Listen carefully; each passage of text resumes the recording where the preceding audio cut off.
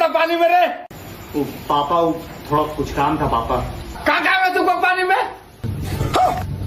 अरे थोड़ा घूम के हम लोग सुनो।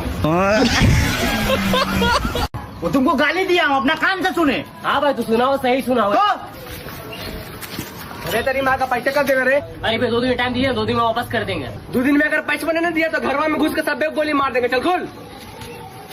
अच्छा हुआ तेरी माँ का लोग प्यार से बात किया, अगर हम सुन लेते ना कि लोग कुछ उल्टा सीधा बोला है, तेरी माँ को वहीं मारते हैं लोग को। सुनाइए तो नहीं देता है बगैर, सुन लेता तो अलग चमत्कार था।